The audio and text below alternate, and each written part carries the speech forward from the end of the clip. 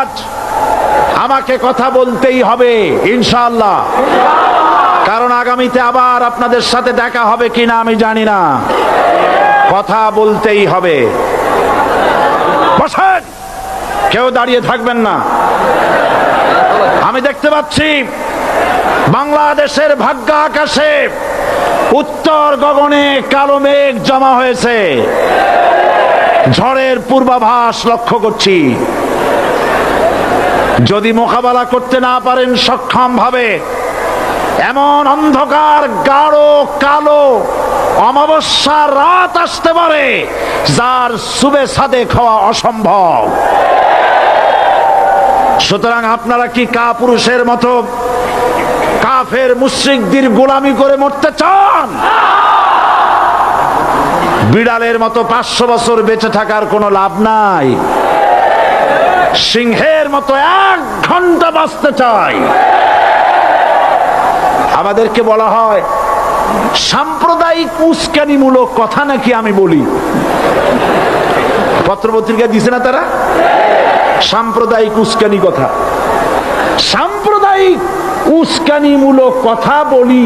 সেই জন্যই বোধহয় শত শত মুসলিম আমাদের কাছে এসে মুসলমান হয়।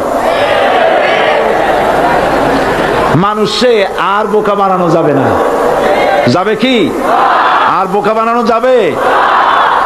তারপর বলছে কি, এরপরে বলছে আমাকে বলছে রাজাকার। শুনে রাখো চট্টগ্রামের লক্ষ লক্ষ জনতা, পার্লামেন্টে যখন আমাকে এই কথা বলা হয়েছিল, আমার পার্লামেন্টের কলিগ জাফরুল্লাহ চৌধুরী সাহেব বসে আছেন এখানে, হ্যাঁ, জাফরুল ইসলাম চৌধুরী বসে আছেন পাশে, প্রধানমন্ত্রী সুদ্ধা, অন্তত 3 শতাধিক পার্লামেন্টের সম্মানিত সদস্যরা সেদিন বসা। 1997 সনের বাজেট বক্তৃতা যখন আমি করতেছিলাম, ডক্টর কুদরতে খোদা, নাম রাখছে কুদরতে খোদা, আসলে গজবে খোদা। এই লোকটি নাস্তিক, ইসলামের চূড়ান্ত দুশমন। তার প্রণীত শিক্ষা ব্যবস্থার যখন সমালোচনা করছিলাম, ট্রেজারি বেঞ্চ থেকে আমাকে বলা হলো রাজাকার। আমি আমার সমস্ত শক্তি একত্রিত করে বলেছিলাম শুধুমাত্র হিন্দুস্তানের রাজাকারেরাই আমাকে রাজাকার বলতে পারে। আমি বলেছিলাম 1973 সন পর্যন্ত আমি বাংলাদেশের কোন রাজনৈতিক দলের নেতা এবং কর্মী ছিলাম না। আমি রাজাকার নই। আমাকে রাজাকার বলে যদি তাকেও প্রমাণ করতে না পারে 10 কোটি টাকার মানহানি মামলা দায়ের করব। আমার এই বক্তব্য সারা দুনিয়া শুনেছে। পার্লামেন্টে আমার এই বক্তব্য রেকর্ড হয়ে আছে। সেদিন 3 শতাধিক পার্লামেন্ট মেম্বারের কেউ আমার চ্যালেঞ্জ গ্রহণ করেন নাই। যে কোনো ব্যক্তি পার্লামেন্টে গিয়ে আমার বক্তৃতা দেখে আসতে পারেন। এরপরে 1997 সনের 7ই অক্টোবর দৈনিক জনকণ্ঠ পত্রিকা যখন আমার বিরুদ্ধে লিখলো, সেই পত্রিকায় সাইদির ওপেন চ্যালেঞ্জ 8ম পাতা, 1997 7ই অক্টোবর, এত বড় 2 কলমে হেডিং। সেখানে আমি বলেছি বাংলাদেশের সকল সাংবাদিক, গোয়েন্দা বিভাগ, বাংলাদেশের সকল বুদ্ধিজীবীকে আমি আমার পিরোজপুরে আমন্ত্রণ করছি। আমার উপস্থিতিতে যদি কেউ প্রমাণ করতে পারে বাংলাদেশের স্বাধীনতা যুদ্ধের বিরুদ্ধে আমার কোনো ভূমিকা ছিল, সজ্ঞানে স্বেচ্ছায় জাতীয় সংসদের সদস্য পদ থেকে পদত্যাগ করব। 3 বছর পার হয়ে গেছে, আজ পর্যন্ত কেউ এই চ্যালেঞ্জের মোকাবেলা করে নাই। সুতরাং আমাকে যারা রাজাকার বলবে তারা পিতৃ পরিচয়হীন অবৈধ সন্তান। 1971 সনের, শোনো মুসলমানেরা, 1971 সনের কোন কাদা সাইদির গায়ে লাগে নাই।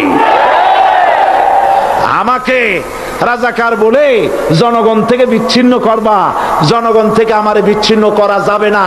কারণ এই জনগণ আমার জন্য আসে না, এই জনগণ আসে আল্লাহর কোরআনের জন্য।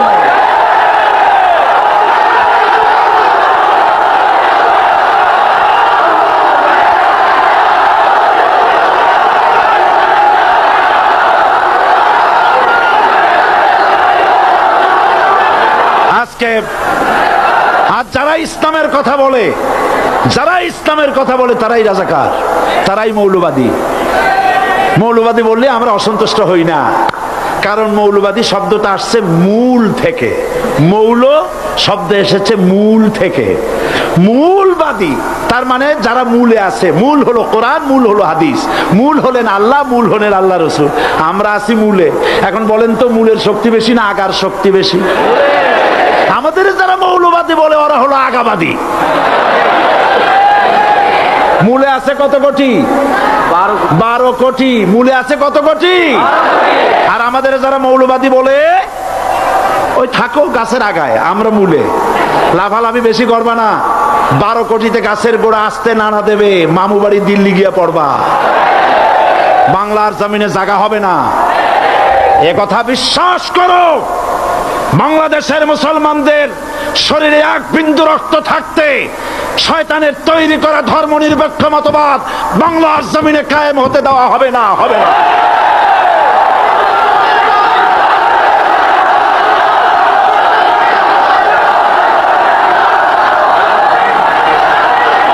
রাসূল করিম সাল্লাল্লাহু আলাইহি ওয়াসাল্লাম কোরআন প্রতিষ্ঠার জন্য আন্দোলন করেছিলেন। আয়াতুল কুরসি আমাদের সে কথাই শিখেছে। আল্লাহ রাব্বুল আলামিন বলেন, আল্লাহু লা ইলাহা ইল্লা হুয়াল হাইয়ুল কাইয়্যুম। প্রাণ খুলে পড়েন, আল্লাহু লা ইলাহা ইল্লা হুয়াল হাইয়ুল কাইয়্যুম। আল্লাহ হচ্ছেন তিনি, যিনি ছাড়া কোনো ইলাহ নাই, আইনদাতা নাই, বিধানদাতা নাই। আমরা মানুষের তৈরি করা আইন মানি না। 12 কোটি মুসলমানের দেশে আইন তৈরি করবে মানুষ, আমরা মানব না। পার্লামেন্টে তৈরি হতে হবে কোরআন দিয়ে, পার্লামেন্টে আইন তৈরি হতে হবে কোরআন দিয়ে। সুতরাং ভয় যতই পান আর যতই ষড়যন্ত্র করেন, 4 দল যখন একত্রিত হয়েছে, ঐক্যবদ্ধ থাকবে, সরকার ঐক্যবদ্ধভাবে গঠন হবে, নির্বাচন ঐক্যবদ্ধভাবে হবে এবং কোরআন হবে, আল কোরআনের পার্লামেন্ট হবে বাংলাদেশে।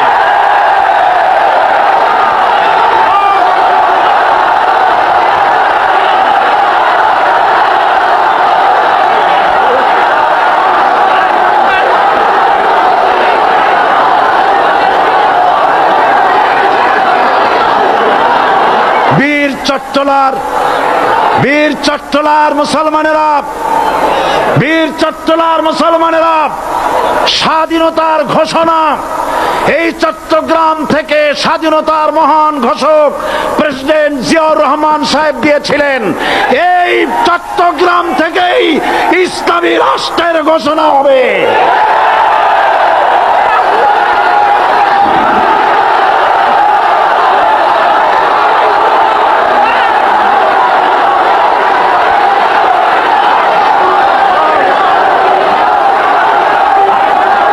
আশাবাদী